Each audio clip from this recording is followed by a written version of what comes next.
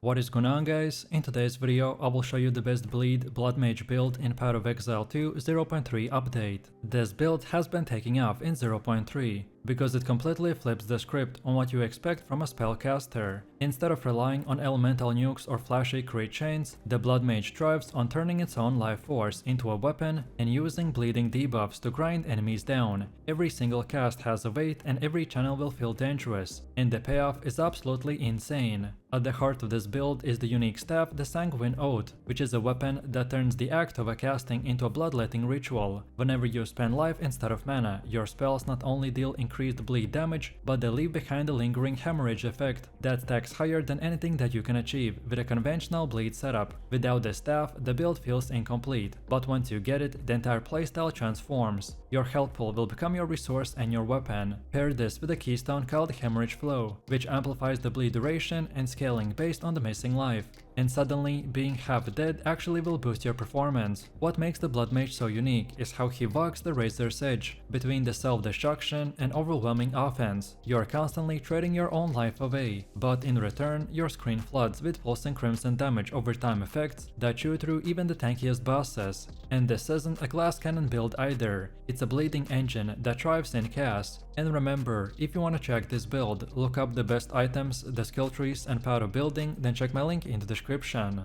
And before we continue, thanks to Top Up Live, they are a pro website that provides POE2 services like cheap currency, and not only for this game, but many more at extremely cheap prices and much more. They also have hundreds of positive comments on Trustpilot, and this website is really worth a try. So make sure to use my discount code KATE for extra 12% off, and on top of it, you can sign up and get even more discount coupons that can go up to $80 for free, as well as Top Up Live will offer cheap gift cards, CD keys and so much more. So this is truly the all-in-one shop for your gaming needs.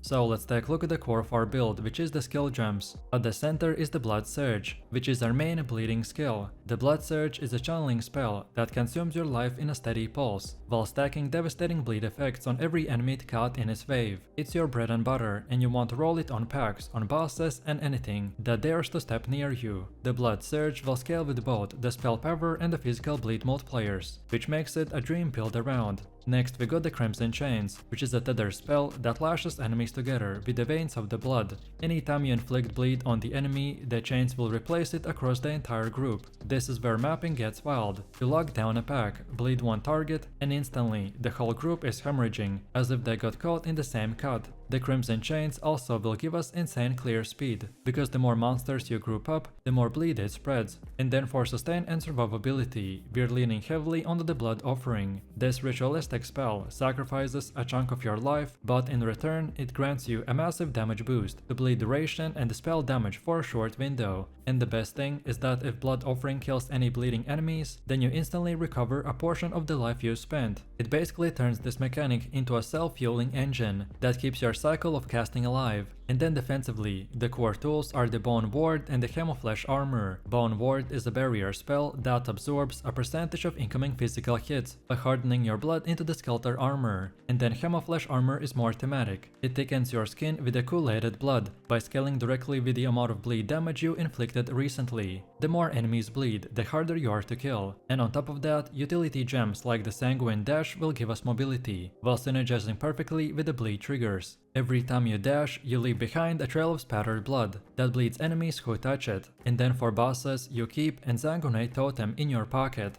When you drop this totem, it echoes your bleed spells automatically by stacking additional hemorrhage effects while you focus on dodging mechanics. All of this comes together in a gem setup that feels more like a blood ritual than a normal rotation, so you're constantly juggling life, bleeding the room, and constantly being on the edge between insane power and dying. Next up we have our skill tree. The first cornerstone is the Hemorrhage Flow, which is a keystone that defines our damage scaling. It converts the missing life into the bleed duration and damage. What this means is that the lower you sit on your life pool, the more powerful your spells become. It rewards this risky playstyle between being low HP and unleashing insane amount of damage numbers. From there we invest into the three key paths. The first is life scaling. You want as much as maximum life as possible, not only for survivability, but because your life pool doubles as your mana pool and damage amplifier. Every cluster that gives you increased life regen and the life recovery recovery from the spells is mandatory. Then the second path is the bleed and physical scaling. Nodes that increase physical damage over time, bleed duration, and bleeding effectiveness are your bread and butter. Unlike crit or elemental builds that chase multipliers, this path is all about stacking consistency and inevitability. Every cast you make will leave an enemy rotting, and those bleeds will keep ramping. Then the third path is defensive sustain and recovery. You'll want clusters that boost life leech, life on a kill and recovery rate. This ensures that the self-harm aspect of the casting will not spiral out of control. The Blood Mage thrives when it constantly trades life away and instantly regenerates it through the damage. By the time that your tree is complete, you will feel unkillable as long as you're casting, and enemies become your lifeline. Then next we got our Ascendancy choices. For class we have Witch, and for Ascendancy we have the Blood Mage. Then our first Ascendancy point is the Blood Covenant, and it is the single most important one. It allows you to spend life instead of mana to cast spells, and it boosts the damage while you're missing life. This is the foundation of everything, because you cannot be a true Blood Mage without it. Then second is the Scarlet Ritual, which increases the bleed stacking, lets multiple hemorrhage effects overlap, and adds a chance for your bleeds to explode enemies on death in a glorious splash of glory. This is your clear speed powerhouse. Then third, we want to go into the Crimson Fortitude, which is a survivability focused Ascendancy that converts a percentage of the bleed damage dealt into the life regeneration. This completely changes the flow of the combat, letting you stay at that dangerous missing life threshold without dropping dead to chip damage. And finally we round this out with the Eternal Sanguine, which is a node that gives you permanent uptime on the Blood Offering, doubles the effectiveness of the life recovery from the bleeding enemies, and even lets you outclass even the nastiest boss mechanics. Once you've reached this point, then the build feels complete, as at that point it becomes a fully functional blood ritual machine.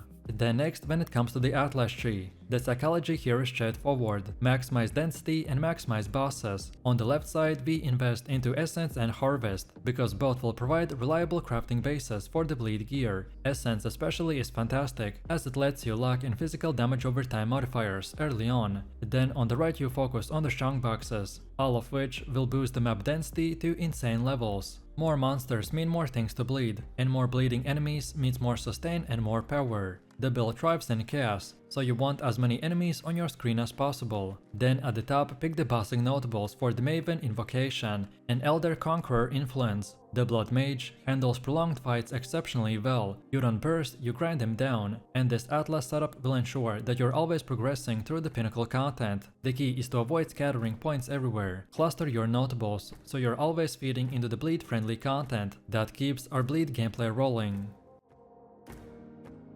Next up we have gear. Your absolute best in slot is the Sanguine Oath, which is a staff that enables the build. Nothing compares to it. It turns your self damage into scaling bleed multipliers, and adds the signature hemorrhage effect. A corrupted version with a +1 to all spell gems is the dream scenario. Then for your helmet, the Veil of the Red Hunger is the go-to. It increases the bleed duration while also granting you life regen for bleeding enemy nearby. In dense maps, this essentially makes you immortal. Then chest armor should be a high life, high armor base with resistances. If you can roll increased life as extra energy shield, then it's even better, as it adds another buffer for your self damage cycle. Then for gloves you want percentage increased physical damage over time, and plus levels of sacred bleed gems. Then for boots you should prioritize movement speed, life, and the bleed immunity corruption if possible. Then your amulet base should be the Bloodstone amulet, which inherently boosts the bleed scaling. Look for life, damage over time multipliers, and ideally a corruption that adds bleed deals damage faster. Then rings fill in resistances and life, but the dream mod is the bleeding you inflict deals damage faster. This single thing can drastically improve our boss DPS. Belt should be heavy leather with a flat life, bleed scaling, and the flask effectiveness. And don't forget about annoyance. On a budget, grab the hemorrhage for consistent bleed scaling, but if you got more currency, then Sanguinary Pact will give you insane offense and sustain. And for pure damage, Exsanguination is the capstone anointment. And now finally, let's see how to actually play this build. Your rotation begins with the Crimson Chains. Lash enemies together so that every bleed will spread. Then channel the Blood Surge to stack hemorrhage on everything in a sight. Grab the Exsanguinate totem on the bosses or tough rares, so it echoes your casts and doubles your bleed application. Then keep the Blood Offering rolling on a cooldown, because it's your sustain and the damage steroid. Then defensively, combine the Bone Board and the Hemoflesh armor. These will give you the breathing room to stay in range and keep channeling. Use Sanguine Dash both for mobility and to leave behind the blood trails that push enemies chasing you. And then when mapping, the playstyle feels super chaotic and simple. You dash into the packs, chain them together, bleed one, and watch the whole group melt in seconds. Every explosion from the Scarlet Ritual will feel satisfying, and the sustain loop of killing bleeding enemies will mean that your life pool refills faster as you spend it. Against bosses, it's all about patience. You can't one-shot them instantly, but you suffocate them under the endless bleeds. The longer the fight goes on, the stronger you become, because Eternal Sanguine will guarantee sustain, and the Hemorrhage Flow will turn your missing life into the bonus damage.